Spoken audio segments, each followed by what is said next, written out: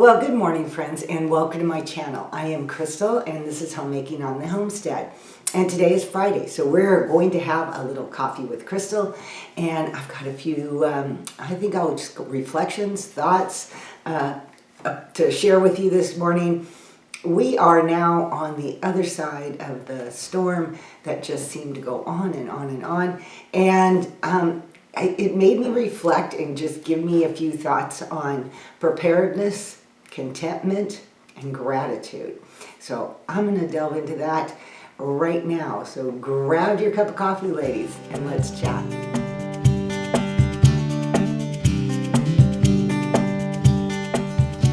I know so many of you ladies deal with a lot of intense winter weather.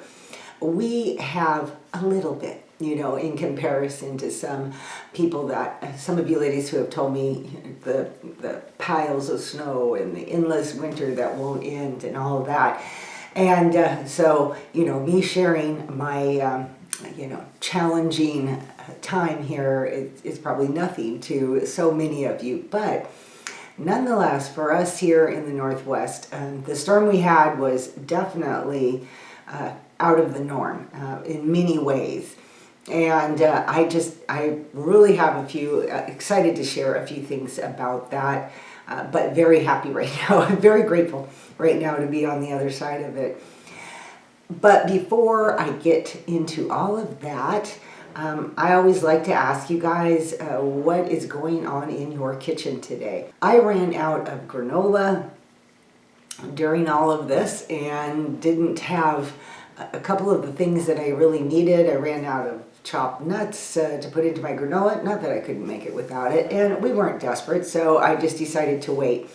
And I got out to the store and was able to pick up all of my ingredients that I needed, so I'm going to be making that. If you have never seen my recipe or would like to try it, it is a brown sugar granola. So as the price of honey starts going up, or if you have a lot of kids to feed or whatnot, or you're just trying to be frugal with your money, you might enjoy this brown sugar granola. I made a short video, which I can post up here, giving you the recipe, and it has just become our absolute favorite. I will say that the recipe calls for butter. And quite a while back, I tried using coconut oil, and we loved it. So now I just use coconut oil instead of the butter. So right now in my kitchen, that's what I have set up, ready to work on when I am done filming this video. So I've got my oats, my coconut oil, I've got some chopped pecans, and a mixture of dried blueberries and raisins. That I had in my freezer that I wanted to let them sit out there and defrost, and of course the brown sugar. So that's my kitchen plans, not a whole lot. Yesterday when we were out getting groceries, I picked up quite a few things that were like baby back ribs from Costco, barbecued ribs. I picked up a rotisserie chicken from Winco. I picked up some potato salad and coleslaw. So we're set for food for quite a while. I'm not even going to worry about too much cooking quite yet. When my chicken gets down to, after we've had it for a meal or two, then I'm going to do some more creative things, whether it's soup or a pot pie or a gravy or something, because that sounds good too. So anyway, so I don't have any dinner preps today, which is good, because really aside from that and a few little household chores today, I really need to focus on getting this video edited and uploaded, because we're going to be leaving town to be able to go help some family members. By the time I get back, I'll be back by the time this video is uploading. But anyway, for now, I'm just trying to prepare ahead of time. We're kind of scrambling just because things have been out of whack due to all this weather. What kind of things do you have going on in your kitchen today? Or what have you been working on this week in your kitchen? I was going to do canning. That had been my original plan, but when the storm hit, we kept losing our power, just off and on, the big 12-hour power outage we had. We lost power way more than what we have ever done in years past, so I didn't want to take the chance of my canner being in mid-cycle, mid-process, and then my power goes out. And then I've got to redo it all over again. So canning's been put off until hopefully next week. That would be great if I could get my chicken canned. That was my goal. And obviously I've already shared also what I'm doing for dinner. What are you doing for dinner? That's always my biggest first question is, what's for dinner at your house tonight?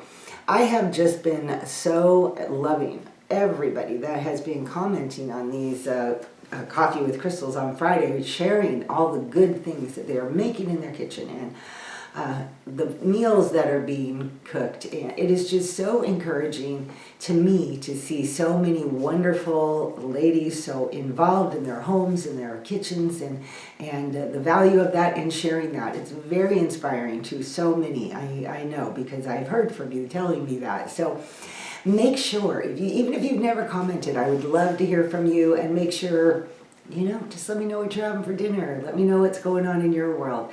Whatever you feel comfortable sharing. But I would love to hear from more of you, because I know you're out there. I see how many people watch my videos, and I know you're out there. So, if you feel comfortable doing that, know that you are welcome, and I would love to get to know you. So a little over 2 weeks ago, the weather report came out saying that we were due for a very unusually cold storm. We were going to have blizzard, snow, possibly ice, and my husband and I decided, okay, well, we better get into town and pick up some groceries just so we can make it through this. Typically around here, a storm comes, it goes, everything warms back up, the roads clear up in a few days, and life continues on. And that did not happen.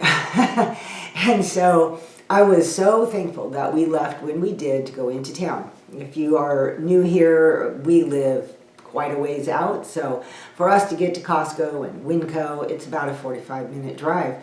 And we need to be making sure we can get there and get back safely. And our area can get ice and that kind of stuff. And so it's not something you really want to mess with if you can avoid being on the road when those big storms do hit. So that's what we had done. We headed into town, got all our groceries.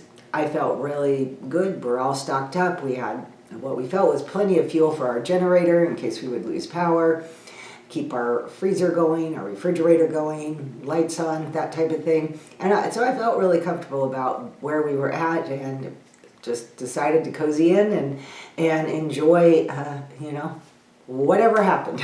And I previously already shared pictures and things like that. The storm definitely came in, and it started out mostly just blizzard condition, winds and blowing snow and that type of thing.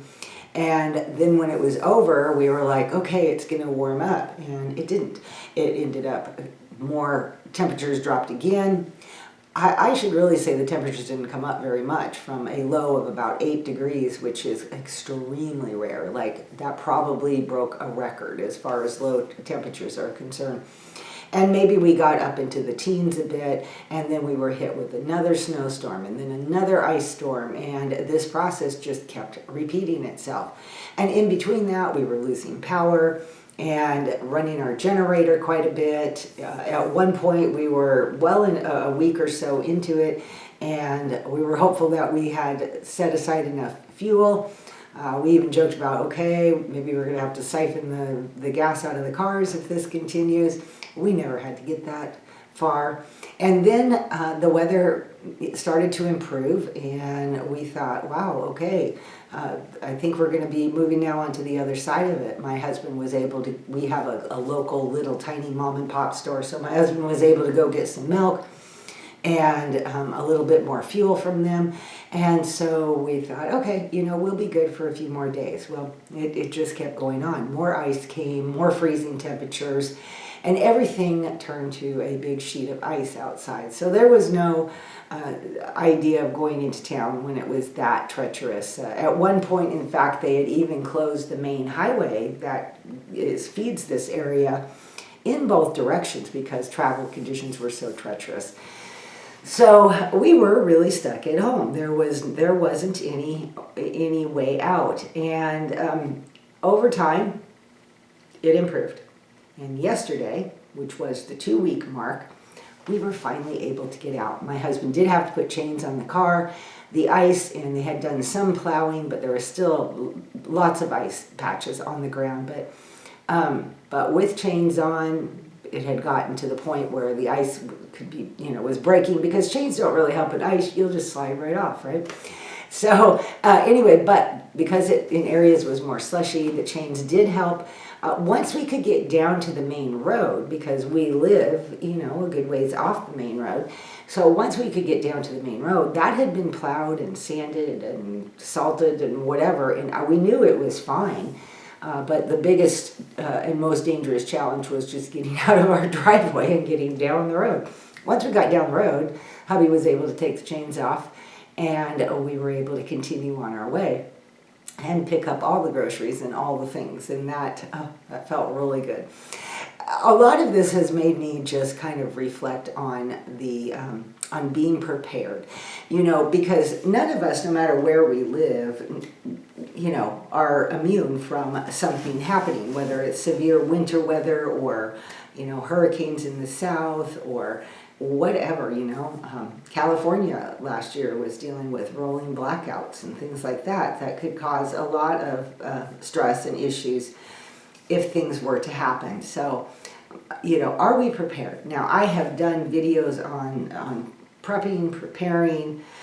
I've always said that the most important thing is that you are prepared to be able to get through, a period of time, which is really your choice, a week, a month, a year, whatever you feel is needed for your area and your circumstances. But the biggest aspect is not to live in fear.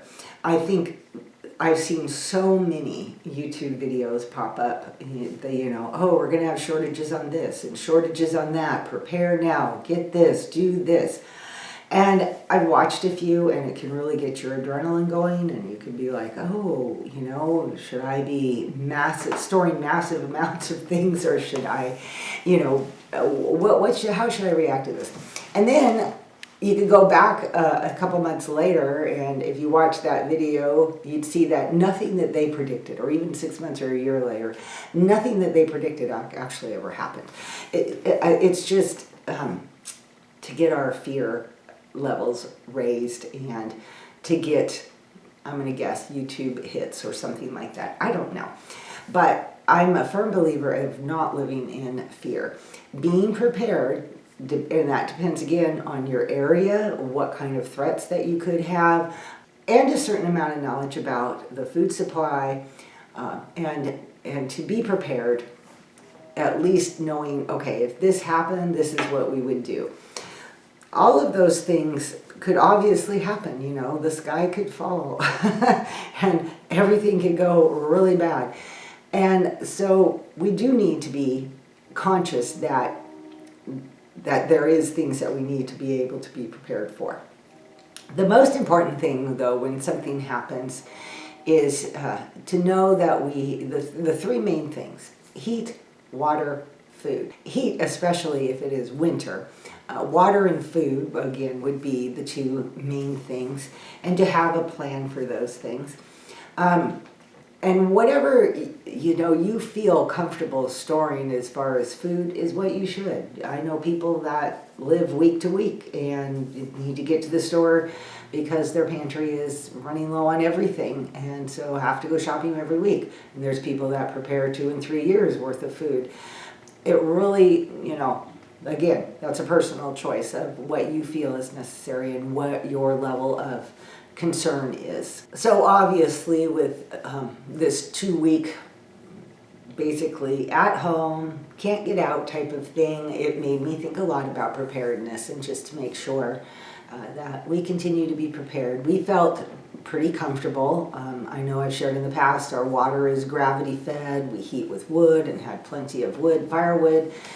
We have a generator that we could plug in and keep things going. So, we fared very well. My daughter, which I've shared in the past, on the other hand, they lost their water because they had no electricity. The pump couldn't pump it from the well. They lost their heat, and so they struggled a lot more. But thankfully, they just live right up the road from us and were able to come and get help from us. And thankfully, yesterday, which seems to be the day around here, they got their water back. So everything, is fine with them now, and we can all start moving forward in life again. The other thing that I was reflecting on during this whole experience was contentment. You really discover how content you are to actually be at home when you have no choice, when you are basically at home for 2 weeks and no option to be able to leave. How content are you if you were to be put into that situation? I found it actually really enjoyable. I did not mind knowing that I had nowhere to go and nothing that had to be done. My husband's retired, so there was no job to get to. There was no appointments to go to. We had nothing that had to be done, and I really enjoyed it.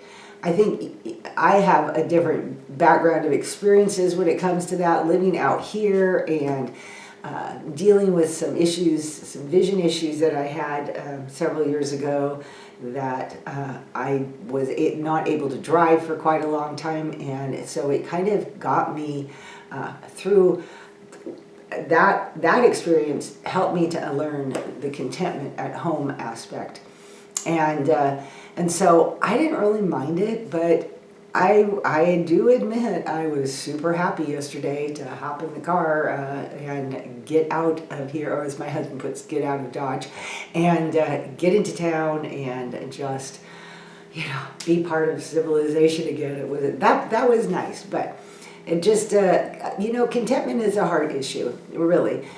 Being content at home. In a situation like that is definitely, I could be frustrated and irritated and upset that I can't go, or I could say, hey, what a great opportunity. I got to read more. I got to work on organizing some things more. I got to bake more. I enjoyed making pots of soup and bread and, all those things, and it just felt good. The other thing I did was start listening to the audiobook The Long Winter by Laura Ingalls Wilder. And there's a lady who has read all of the Little House books and many other wonderful books on her channel. And I will leave her link below because you might want to check it out just for the fun of it.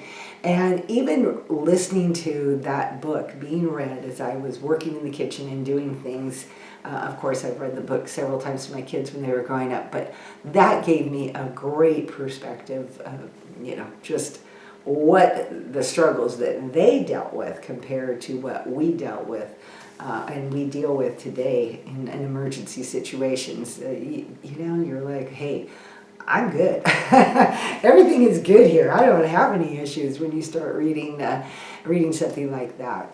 But I think that one of the greatest ways to find contentment at home is gratitude.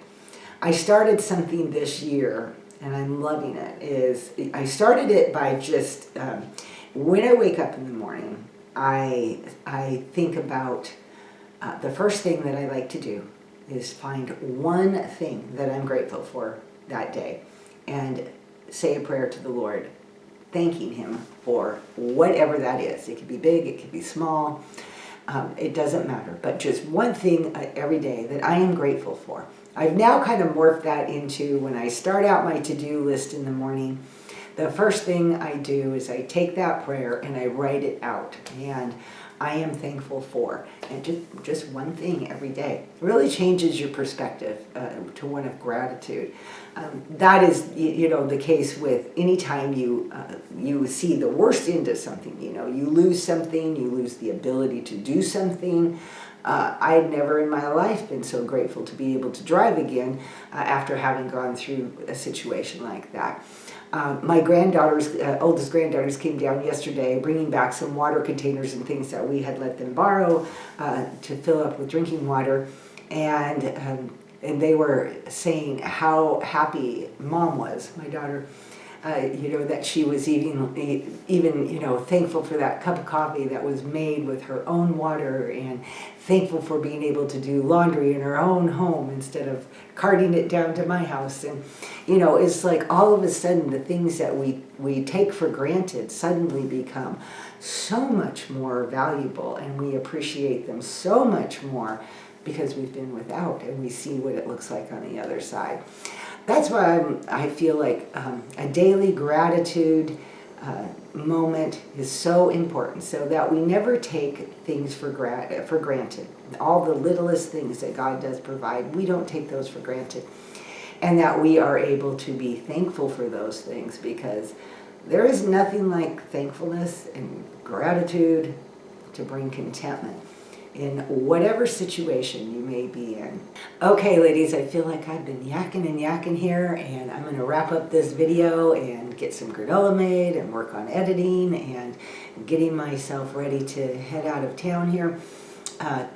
Soon, tomorrow, we're leaving, so I got a lot of things on my to-do list to do today still, but in any case, I really enjoyed taking the time to visit with you guys. If you have anything to add to, preparedness, contentment, gratitude, it's a lot of subjects to cover in one morning, but, I would love to hear your thoughts and any weather things that you are having to deal with yourself, or any types of emergency preparedness. How much food do you store? How do you maybe deal with, like, if you were to run out of water or electricity or something like that? What are your plans? What kind of backup plans do you have? Anything like that, I would just really enjoy hearing from you and you sharing with us, or with me. Everybody in the comments is us, but anyway, okay. I'm going to get out my day, and I really appreciate you being here. I hope you guys have an awesome and amazing day, and I will see you all in the next video. Bye-bye.